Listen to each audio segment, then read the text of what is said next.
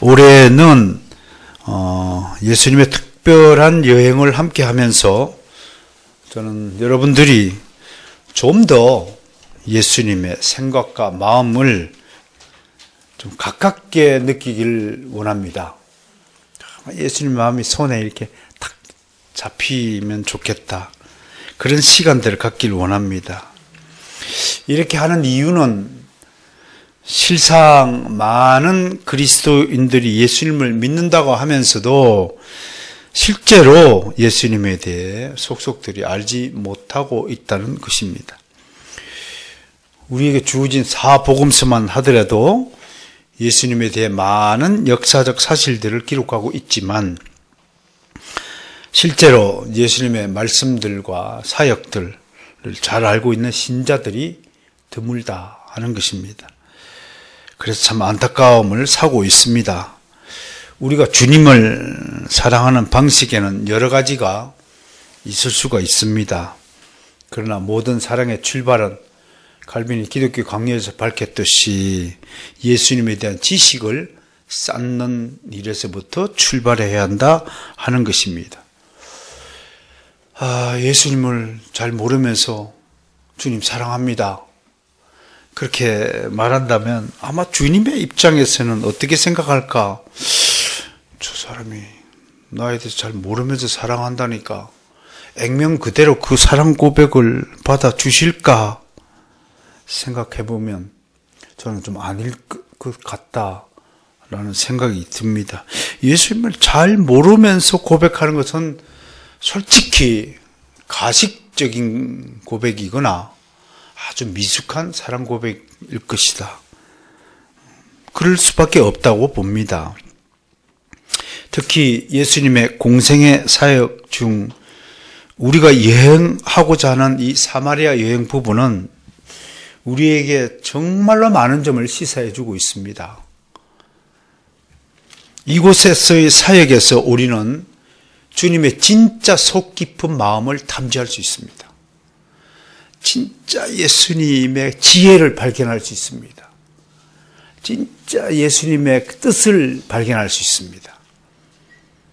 그 예수님의 발걸음을 따라가 보면 얼마나 많은 사람들이 예수님을 적대했고 예수님을 저항했고 예수님을 거부했는지 알게 됩니다.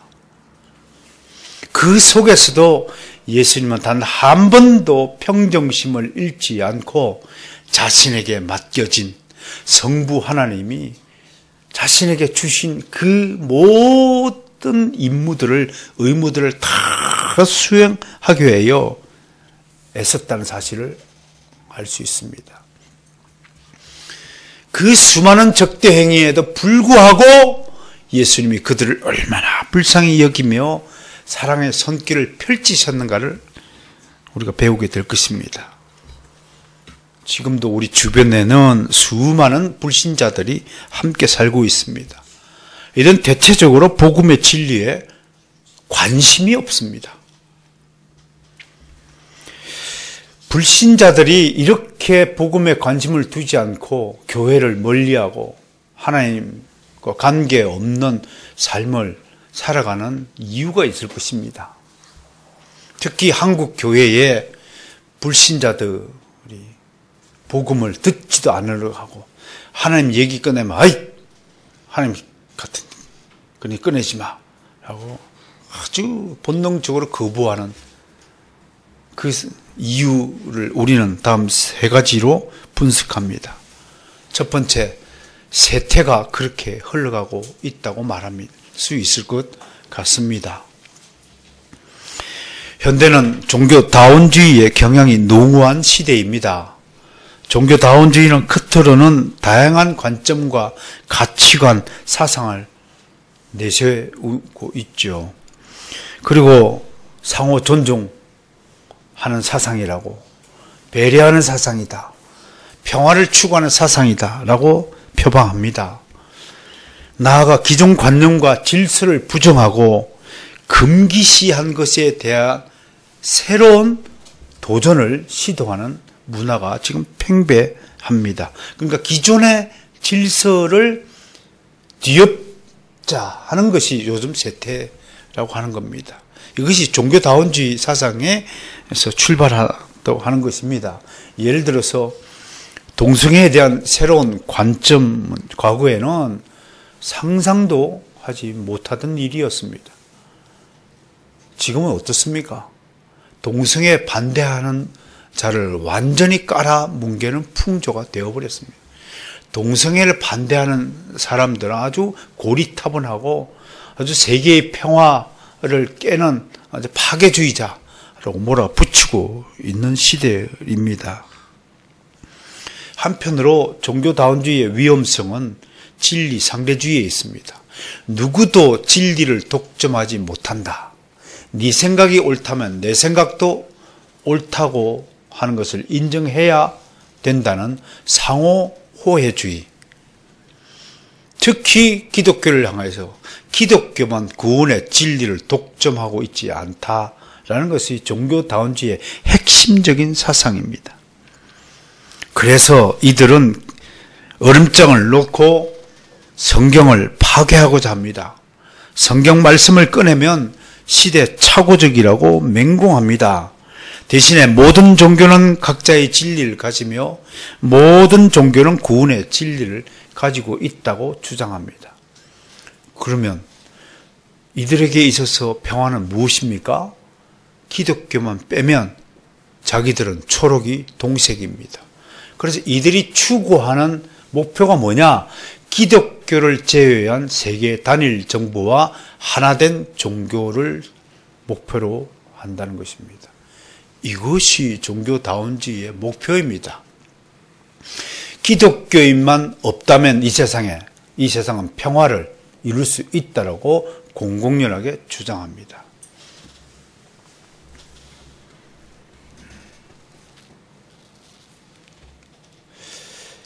여러분, 우리를 둘러싸고 있는 사상의 세계가 어떤 것인지 눈을 뜨셔야 됩니다.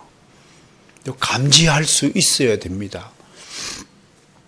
저는 우리나라가 왜 이런 지경에까지 왔는가 한번 곰곰이 생각을 해봅니다. 결국은 제가 얻은 대답은 우리 그리스도인들이 뒤에도 원인이 나옵니다만 너무 공부를 안 했다. 너무 무식하다. 성경에 무식하다 이겁니다. 세상의 지식은 그렇게 빼꼼하면서요. 우리 애들도 보세요. 연예인들 이름은 크게 차고 있으면서 성경에 나온 이름은 하나도 몰라요. 이렇게 되어버렸어요. 정작 알아야 될 이름은 하나도 관심이 없고 쓸데없는 연예인이 어떻고 뭐가 어떻고 하는 것에 대해만 잔뜩 쓰레기 같은 지식만 가지고 있으니까 이렇게 되었다. 애들만 나무랄 것이냐? 목회자들은 어떤가? 생각해보면 정말 저는 이렇게 얘기하면 참 하나님 앞에 불경건한 생각인 것 같아서 정말 명구스럽고 그렇지만 목사인 제가 다른 목사를 만나고 싶은 마음이 없습니다. 속이 터지려고 그래서 머리통이 깨어질 것 같은 아픔 때문에 만날 수가 없습니다. 그분들에게 말을 섞는다는 것은 행복이 아니라 고통입니다.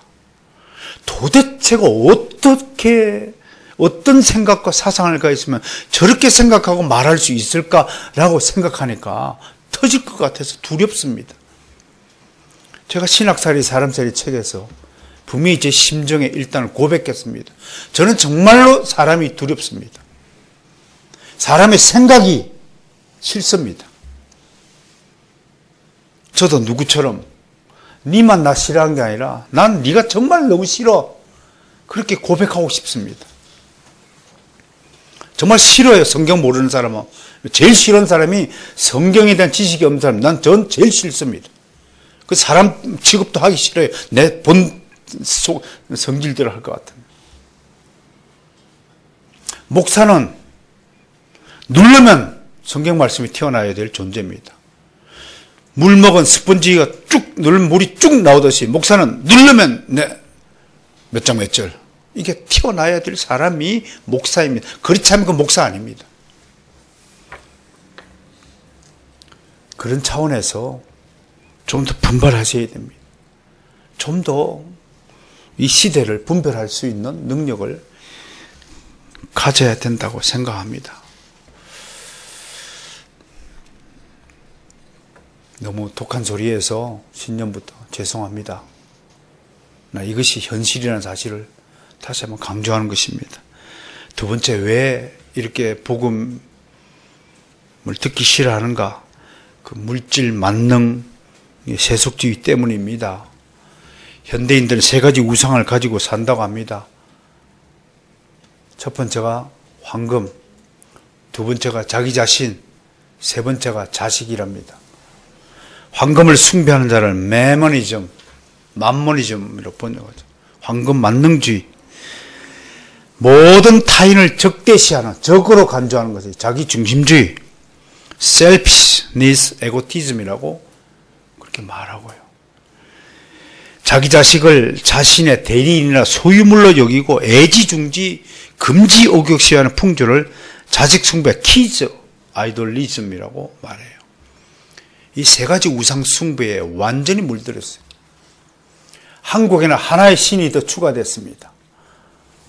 도그 아이돌리즘이라고요. 개 숭배주의가 하나 더 추가됩니다. 예수님은 내 이웃을 내 몸같이 사랑하라고 그랬지 네 개를 네 몸처럼 사랑하라고 말한 적이 한 번도 없습니다. 그런데 저는 하루에도 몇 번씩 들어요. 자기 개를 진짜 자식으로 생각하는 모양이에요. 엄마 여기 있다. 엄마 여기 있다. 자기 스스로를 개 엄마라고 지금 표방하는 거예요. 개를 낳은 엄마인가 봐요. 엄마 말 들어야지. 그리고 개 보고. 참 오래 살 일이 아닙니다. 이런 소리를 듣고 살아야 되는 내 귀가 너무 불쌍합니다. 특히 한국은요, 건국 이래 물질적으로 가장 풍요로운 시대를 맞이하였습니다. 아무리 힘들대도 지금은 밥을 굶는 이가 없습니다. 저는 정말 제 때는 먹을 게 없어서 물로 밥을 하루를 채우던 일들이 허다했습니다. 거짓말같이 들릴 겁니다. 우리 아이들에게는.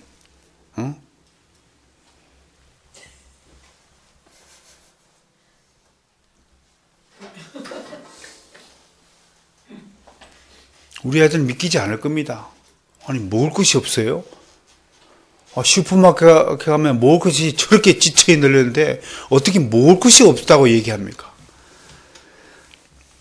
그러니까 우리 아이들이 이렇게 생각하도록 이렇게 아이들이 생각하는 건 전부 다가 부모의 책임입니다. 부모가 그렇게 교육하지 않았기 때문에 자식이 그렇게 생각하는 겁니다. 아무리 풍요로운 사회도 유대인들 보세요. 유대인들이 자녀들이 그렇게 생각합니까?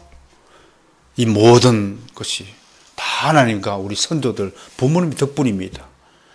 그런 생각을 심어줘야 되는 것이 부모의 1차적 책임이잖아요. 그렇게 자식을 갖추지 않으니까 자식이 뻗나가는 겁니다. 난 경고했습니다. 자식 잘못 키운 죄는 하나님의 제 1차적인 책임을 묻습니다. 마치 목사가 자신에게 맡겨진 성도들을 제대로 가르치지 않은 것과 같은 죄악의 범죄에 해당하는 것일 거라 생각합니다. 어떻든 지금은요, 아무리 없는 집안에서도 한 달에 한 번 이상 치킨을 시켜 먹습니다. 그 정도로 부유합니다. 아무리 막 가난하고 월세가 없고 뭐 한다 하더라도 가족들끼리 외식합니다. 외식이 뭔다예요? 저는 외식이 뭔지를 몰랐어요. 그런 일이 있었어요? 그런데 이상하게요. 부유해지니까 복음에 관심이 없게 됩니다. 모든 것을 돈으로 해결하고 사는 사람은 생명과 진리보다 그 삶 자체에 함몰됩니다. 신앙은 배부른 자에겐 사치인가 봅니다. 이미 배가 부를 대로 불렀습니다. 연탄 떼는 집에서 연탄 가서 맞아가지고 죽을 뻔했던 기억이 지금도 있습니다. 쌍문동에서요. 그런 고생을 하는 집안 있습니까 지금? 없잖아요. 그 겨울철에 쌍문동 그 실개천에 나가고 빨래하다가 손이 얼었던 기억도 나네요. 지금은 찬물에다가 손 담궈갖고 빨래하는 사람이 있습니까? 없잖아요. 이렇게 풍부해졌습니다. 이 모든 것이 하나님의 은혜입니다. 우리나라는 어떤가요? 불과 몇십 년 전만 해도 찢어지게 가난한 나라였습니다. 우리나라의 학교, 병원 누가 세워줬어요? 미국의 그리스도인뿐만 아니라 전 세계의 그리스도인들이 헌금 보내서 우리가 학교 세우고 병원 세웠어요. 도로 넣고 미국의 원조 받아가지고 경부 고속도로 깔고 한 거예요. 전 세계가 6.25 전쟁 때 24개국인가요? 오셔서 목숨 걸고 우리나라 지켜주었어요. 근데 우리가 어떻게 하고 있나요? 그들을 감사하고 있나요? 우리가 외국에서 어떤 취급을 받는 백성인 줄 아십니까? 은혜를 모르는 짐승이라고 속으로 다 그렇게 생각합니다. 그렇게 도움을 받았음에도 불구하고 감사하지 않고 이제 자기들이 잘 먹고 잘 산다고 하는데 우리는 어떤 풍조냐? 외국에 선교비 보내주면 우리나라에도 가난한 사람이 많은데 왜 외국 사람 도와주냐는 식입니다. 이건 짐승마도 못한 생각입니다. 이런 수준에 처해 있죠. 그러니 교회로 발걸음 할 리가 만무하죠. 물질 만능주의. 이것 때문에 복음이 죽어가고 있다고 하는 것입니다. 세 번째로 우리가 이 부분은 정말 가슴 아프게 받아야 됩니다. 바로 그리스도의 타락 때문입니다. 특히 목회자들이 타락은 교회의 쇠락에 기름을 부었다라고 봅니다. 주님의 교회를 사유화시키는 일들, 자기가 개척했다고 자식한테 물려주는 것이라면 교회는 더 이상 교회가 아닙니다. 기업이 되었습니다. 교회에 나와서 성도들이 입에서 우리 교회는 헌금이 얼마나 그친다라고 돈으로 청량하고 계량화하는 그런 발언들이 우리를 부끄럽게 만듭니다. 우리 교회는 몇천 명이 모여요 하고 숫자로 교회의 양질을 따지는 것이 현재 우리 한국 교회 성도들의 수준입니다. 우리 교회는 올해는 사마리아 여행 부분을 다루는데 누가복음에 기록된 부분을 가지고 다루는데 야 정말 기대된다. 주님은 이 적대자들 사이를 걸어가시면서 무슨 생각을 하셨고 무슨 일을 하셨고 어떤 교훈을 우리에게 남기셨는가에 대한 관심이 아니라 우리 교회는요 뭘 했고요 우리 목사님은요 어쩌고저쩌고. 여러분 목사가 자랑거리입니까? 왜 우리 목사가 잘난 것을 가지고 홍보를 하십니까? 교회는 예수님만이 주인이 된다는 사실을 잊으셨습니까? 얼마나 타락했으면 저는 타락은 그래서 생각에서부터 시작한다고 굳이 말하고 싶습니다. 여러분들의 생각에서 타락이 일어나는 것입니다. 여러분들이 하나님의 시각으로 관점으로 모든 일을 바라보지 않는다면 그건 타락한 징후라고 감히 말할 수 있을 것입니다. 어쨌든 우리는 열악한 복음의 환경 속에서 살고 있습니다. 그러나 분명한 것은 제 아무리 복음의 환경이 좋지 않다고 하여 우리의 사명이 사라지는 것은 아닙니다. 우린 그리스도인입니다. 그리스도인은 하나님 나라에서 파송된 하나님의 대사들입니다. 하나님의 대사는 하나님과 하나님 나라를 세상에 알리고 많은 사람들에게 하나님 나라로 오라고 초청한 의무를 다해야 할 것입니다. 그런 점에서 올 한 해 동안 우리는 주님이 행하신 사마리아 사역을 살펴보면서 많은 것들을 배워야 할 것입니다. 나아가서 불신자들에게 복음을 전파하고 증거하는 지혜와 능력만을 전수받아서 하나님 나라의 일꾼들이 되어야 할 것입니다. 이제 사마리아를 한번 이야기하겠습니다. 사마리아는 현재 역사에서 사라진 가장 불행한 민족의 이름이자 불행의 아이콘입니다. 사마리아 그러면 가난하고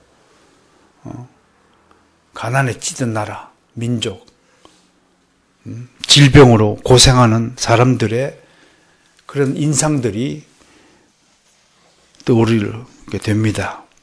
그렇다면 왜 사마리아는 이렇게 되었을까요? 그것을 알기 위해서는 약간의 역사적인 배경 지식이 좀 필요할 것입니다. 사마리아 이름이 성경에 등장할 때는 북이스라엘 오므리 왕 때입니다. 주사는 800년경 좀 될 겁니다. 이 왕이 세멜이라는 한 개인으로부터 2달란트를 주고 이 사마리아 산을 구입합니다. 완전히 헐값에 산 거죠. 마치 미국이 소련으로부터 알래스카를 아주 헐값에 사가지고 지금 뭐 어마어마하게 귀한 값을 치르고 있지 않습니까? 이 사마리아 언덕 위에 이 오므리 왕이 왕궁과 요새를 건설하고 성읍을 세웠습니다. 지금은 흔적만 몇 개가 남아있다고 하네요. 그러면서 후대로 가면서 북이스라엘의 수도가 되면서 점점점 확장되었습니다. 확장되면서 완전히 타락한 도시의 대명사로 발전하고 말았습니다. 이 사마리아의 타락을 상징하는 한 사건이 하나 있는데 그게 열왕기상 22장에 기록되어 있습니다. 아합 왕의 죽음과 관련된 건데요. 아합 왕 그러면 북이스라엘에 뭘 수입한 왕, 악한 왕으로 기억하십니까? 바로 바알 신을 수입한 장본인입니다. 이 아합 왕은 하나님의 선지자에 의해서 정말로 죽어서 개가 네 피를 핥을 것이다. 그렇게 예언한 대로 이 사마리아 산 전투에서 한 병사가 우연히 쏜 화살에 맞아서 상처를 입고 이 사마리아 산에서 죽게 됩니다. 이때 왕의 병거를 사마리아 못에 씻는데 성경은 이 못을 어떻게 표현하고 있냐면 창기들이 목욕하는 곳이다 라고 기록하고 있어요. 그게 뭔가요? 사마리아가 이미요 창녀들이 들질거리는 매우 타락한 도시다 라는 것을 반증하는 것입니다. 이게 사마리아의 실체입니다. 결국 주전 722년에 아수르에 의해서 사마리아는 멸망당합니다. 마지막 왕이 호세아였고요. 이때 아수르 왕은요 이 북이스라엘에 살던 사마리아 사람들, 이때까지만 해도 그냥 북이스라엘 민족이었어요. 그러니까 유다의 12지파 중에 10개 지파가 모여 살던 지역을 북이스라엘이라고 그래요. 이 북이스라엘들을 전부 아수르 쪽으로 다 끌고 가서 아수르에 있는 고산강 유역의 여러 마을에 분산 배치해가지고 강압적으로 의무적으로 다른 민족과 결혼을 강제로 시켜서 이 민족을 혼합시켜 버렸어요. 그것이 사마리아의 멸망입니다. 그 멸망 원인은 열왕기하 17장 7절에서 18절까지 있습니다. 제가 별도로 시간 관계상 읽지는 않겠지만 열왕기하 17장 7절부터 18절까지 사마리아의 멸망 원인을 성경은 기록해 두고 있습니다. 그것을 한 세 가지로 요약해서 여러분들에게 설명해 드리면 첫 번째는 다른 신들을 숭배한 죄 때문에 멸망했습니다. 이때 멸망 당시에 이스라엘 전 지역에는 산당들이 다 지어져 있었어요. 그리고 중요한 베델이라든지 이런 곳에는 중요한 지역에는 금송아지를 만들어서 하나님을 섬기지 않고 금송아지를 섬기는 나라가 되었다고 합니다. 그러니까 사마리아는 이미 우상 숭배의 중심지였다라는 것을 알 수 있습니다. 두 번째, 복술과 사술 등 온갖 미신들이 흥행했고요. 심지어는 인신 제사까지 드리는 악행을 서슴지 않았다라고 기록하고 있습니다.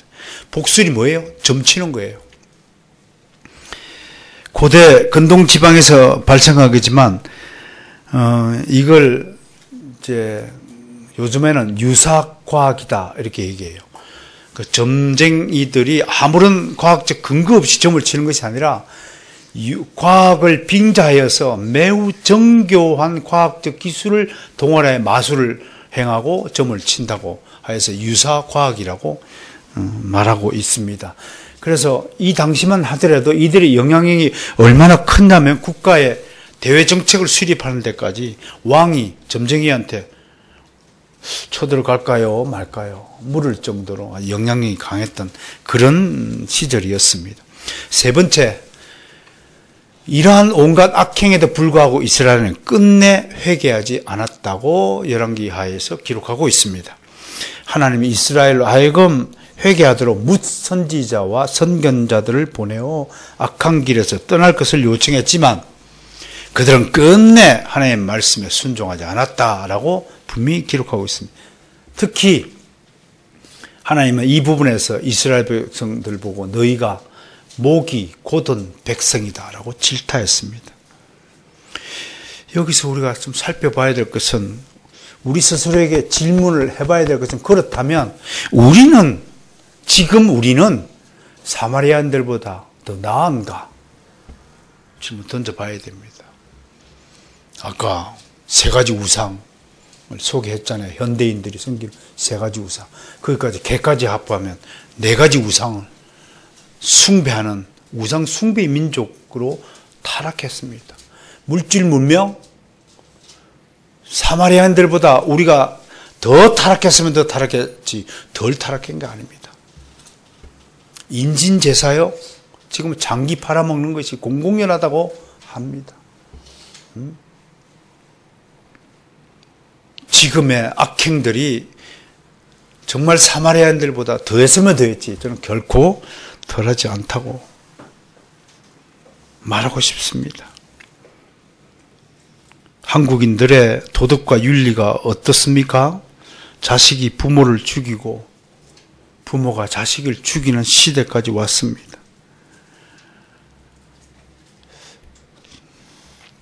정말 자식을 잘 되게 하는 길이 뭘까요? 그 성경에 이미 제시되어 있습니다. 주야로 율법을 묵상하면 자식 잘 되게 되어 있습니다. 그런데 저질입니다. 한국인들이 자식 키우는 거 보면 굉장히 천박하고 저질의 방식을 사용합니다. 돈으로 자식을 키우려고 합니다. 돈을 많이 들어가고 좋은 교육 시키면 자식이 훌륭한 자식이 된다고 착각하고 있어요. 여러분, 속이 달라지지 않는데 아무리 그가 훌륭한 기술자가 되고 돈을 들어가고 뭘 가르치고 한다 하더라도 정신 상태가 걸러먹었는데 거기다가 돈을 쏟아보면 그 밑빠진 독에 물 붓기 아닌가요? 사람이 달라집니까?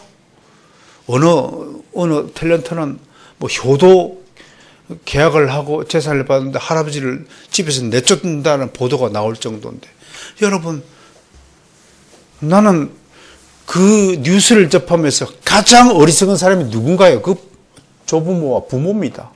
자식을 그렇게 키워놓고 자식한테 그대로 당하는 거잖아요.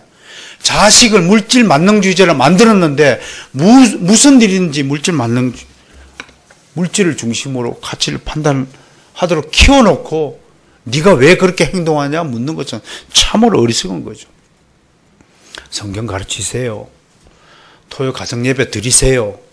제발 부탁합니다. 그 길만이 우리 자녀들을 안전하게 지키는 유일한 방책이 될 것입니다. 또 한 번 말씀드립니다. 순종은 어디서부터 출발하느냐? 여러분들이 바로선 개혁기 성도라면 우리 교회가 정한 규칙부터 지키세요. 그것 안 지키면서 하나님 사랑한다 그러면 하나님이 속으로 웃으실 겁니다. 여러분들을 정말 위선자라고 조롱하실 것입니다. 그렇지 않겠어요? 주야로 율법을 묵상하지 못한다 하더라도 그래도 가족끼리 모여서 성경을 앞에 놓고 같이 읽기라도 하세요. 누구 설교할 생각하지 마시고 설교할 자신이 없으면 오늘 여기부터 여기까지 읽고 소감을 발표하는 시간으로도 가지시길 바라요. 여러 가지 방식을 택할 수 있잖아요. 제발 모든 것을 성경에서 출발시키도록 그렇게 좀 여러분들이 협조해 주시기를 정말 소망합니다. 어떻든 사마리아는 그렇게 해서 하나님의 버림을 받았습니다. 이후 역사에서 사마리아는 철저하게 하나님의 징벌을 받았죠. 짓밟히고 고통받다가 사라집니다. 아수르에 망한 사마리아는 이후에 바벨론에게 짓밟히고 또 이후 페르시아에 짓밟히고 특히 헬라 제국을 건설한 알렉산더 대왕에 점령되어서 완전히 헬라화 되었습니다. 이때부터 비헬라화 도시에 사는 버림받은 이스라엘 족속을 헬라의 사람들이 뭐라고 불렀냐면 사마리아족이라고 부르게 된 것입니다. 그 이름이 오늘 우리가 말하는 사마리아로 정착이 된 것입니다. 그 속에는 아주 천대받고 아주 무식하고 아주 버러지 같은 족속들이라는 그 뉘앙스가 사마리아라는 이름에 포함되어 있다는 것입니다. 외국인들이 우리 한국인들을 Dirty Korean이라고 부릅니다. 실제로 더러운 한국 족속이라고 부릅니다. 우리는 안에서 우리끼리 모여 사니까 외국인들이 우리를 어떻게 평가하는가를 듣지 못하니까 그냥 모르니까 속 편히 살지만 이런 소리를 외국에 나와가지고 직접 들은 사람들은 굉장히 괴로운 것입니다. 왜? 나는 대한민국 백성이고 나는 나의 조국을 사랑하니까 그런데 나의 조국이 이런 평가를 듣는 일에 대해서 부끄럽거든요. 마음이 아프거든요. 왜 더티 코리아이라고 들을까? 근데 현대판 사마리아인이라고 조롱받는 것입니다. 다를 것 없습니다. 우리가 그렇게 행동했기 때문에 그렇습니다. 비행기 안에서 눌러앉아갖고 고스톱을 치지를 않나? 베트남 가가지고 바캉스 덕분에 가가지고 엊그저께 보니까 막 싹쓸이를 했다고 또 아주 천박하고 아주 치졸한 짓거리는 다 하고 다니는 것이 한국이에요. 한국의 관광객들이 한번 지나가면 메뚜기가 지나가도 싹쓸이가 된다요. 예절도 없고 질서도 없고 규칙도 없고 탐욕 그 자체뿐이고 오직 나의 이익만 추구하는 그런 백성이라면 우리는 결코 사마리아인들보다 나을 것이 없다는 생각입니다. 어쨌든 하나님의 징벌을 받은 사마리아는 5세기 이후에 완전히 폐허가 돼서 역사에서 사라지고 지금은 사마리아 출신이라고 하는 사람들이 현재 이스라엘 땅에 약 800명이 남아있다고 기록해요. 사실인지 아닌지 모르지만 제가 검색해 보니까 한 800명 정도 남았다고 합니다. 민족 자체가 사라지고 말았습니다. 여러분 하나님의 징벌이 무섭지 않습니까? 우리라고 안전할 것 같아요? 대한민국 하나님이 입기만 한번 불어도 역사에서 사라지고 맙니다. 너무 비관적이라고요? 사마리아인들도 그렇게 얘기했습니다. 사마리아인들 호세아 선지자가 와서 회개하라고 아모스 선지자가 와서 회개하라고 그럴 때 사마리아인들이 꼭같이 오늘날 대한민국 사람들처럼 꼭같이 그렇게 반응했어요. 우리가 망한다고? 웃기는 소리 하고 있네. 그렇게 반응했습니다. 그러나 사마리아는 지금 역사에서 사라졌습니다. 자, 이제 예수님 당시 사마리아 얘기 좀 할까요? 예수님 당시 사마리아를 남은 유대인들은 개처럼 취급했습니다. 왜? 저들은 이미 더 이상 이민족과 섞여버렸으므로 더 이상 이스라엘 유대인이 아니다. 개 같은 족속이다 라고 이야기했습니다. 근데요, 정말 웃기는 것은요, 사마리아인들 입장에서 보면 유대인들이 정말 웃기는 족속이에요. 지들은 그러면 순수한 혈통을 지닌 족속들이 되었습니까? 지들도 70년 끌려가가지고 바벨론 족속, 이웃 족속과 통혼하고 서로 결혼하고 수없이 많은 범죄를 저질렀고도 지들은 아닌 것처럼, 순수 혈통인 것처럼 사마리아인들을 멸시한 것입니다. 뭐 묻은 개가 뭐 나무른다는 식이고, 우리로 치면 네로 남불의 대표적인 것입니다. 자기 편이 고발하면 의인이고, 아니 남의 편이 우리를 고발하면 파렴치범으로 몰아가는 이런 것이 유대인들의 생각입니다. 요한복음 8장 48절, 심지어 유대인들은요, 예수님마저 사마리아인이라고 하고 이렇게 얘기했어요. 내가 읽어드리죠. 유대인들이 대답하여 이르되 우리가 너를 사마리아 사람이라 또는 귀신이 들렸다 하는 말이 옳지 않느냐. 유대인들은 머릿속에 뼛속 깊이 사마리아 놈들 다 귀신 들린 녀석들이다, 그런 고정관념에 빠져 있었다고 하는 것입니다. 그러나 우리 예수님의 생각이 달랐어요. 예수님이 공생애를 시작할 때요, 공생애를 시작할 때 사마리아를 방문하고 마지막 예루살렘을 방문하기 전에 사마리아를 방문하는, 두 번이나 방문할 만큼 사마리아를 아주 아끼셨습니다. 첫 번째 방문은 요한복음 4장에 기록되어 있습니다. 공생애를 시작하고 처음 방문한 다음에 내려올 때는 요단강변을 가서 내려왔지만 올라갈 때는 사마리아 우물가, 야곱의 우물가를 거쳐서 올라갔습니다. 그때 만난 사마리아 여인을 기억하시죠? 이 보도를 통해서 우리는 몇 가지 정보를 얻을 수 있었어요. 첫 번째, 사마리아는 하나님을 예배하는 일에 완전히 단절되어 있다는 것을 알 수 있습니다. 두 번째, 사마리아인들은 예수님의 지적대로 요한복음 4장 22절에 너희는 알지 못하는 것을 예배한다라고 지적을 받았습니다. 그게 사마리아의 실정이었고요. 그리고 사마리아인들은 예배의 장소를 매우 중시했습니다. 그때 예수님이 뭐라고 그랬어요? 예루살렘도 아니고 이것도 아니고 저것도 아니고 예배할 때가 오나니 하나님의 신령과 진정으로 예배한 자를 찾느니라고 분명히 예배의 본질을 선포하고 돌아가셨습니다. 예수님으로부터 복음을 전해들은 사마리아 여인이 그 뒤로 어떻게 반응했습니까? 즉시 동네로 뛰어들어가서 사람들에게 내가 구세주를 만났다, 내가 그리스도를 메시아를 만났다고 소리쳤습니다. 얼마나 놀랐으면 그 표현이 4장 28절에 물동이를 버려두고 뛰어갔다고 표현하고 있습니다. 얼마나 감동했습니까? 뭘 나타냅니까? 예루살렘의 유대인들은요, 예수님의 복음에 콧방귀도 뀌지 않았는데도 정말로 유대인들이 개라고 생각했던 그 사마리아인들은 예수님 복음이 전해지자 그 여인의 외침에 따라서 우르르 다 예수님에게 몰려왔습니다. 보십시오. 41절 42절 했어요. 예수님이 참으로 세상의 구주가 되심을 선포하였습니다. 이게 사마리아입니다. 이제 마지막 방문을 다루고자 하는 것이 우리 사마리아 여행입니다. 누가복음 9장에서 19장에 기록된 말씀들입니다. 예수님은 자신의 성취할 때가 가까움을 직감하고 마지막으로 예루살렘을 방문하기 위해 고향집을 떠납니다. 그런데 이번에는 혼자 여행하지 않고요, 많은 제자들과 함께 합니다.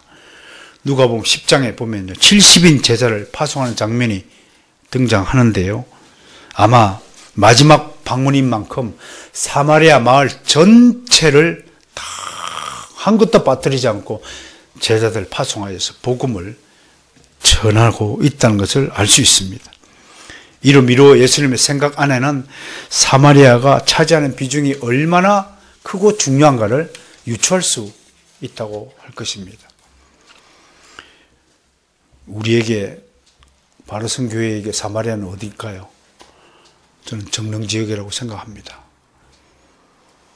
이참에 저는 결심하기를 아무튼 정릉지역 될 수 있는 한 가가호호를 다 방문했으면 좋겠다.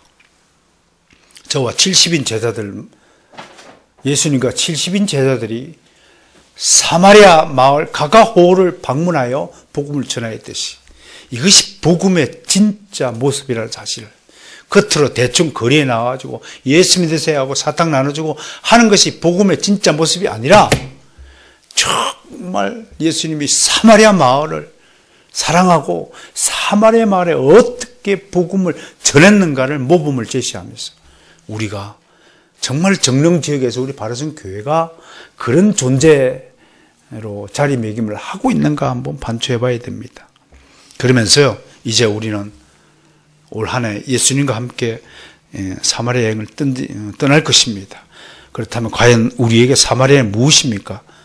오늘 사는 그리스도인들에게 사마리아가 던지는 메시지는 무엇입니까?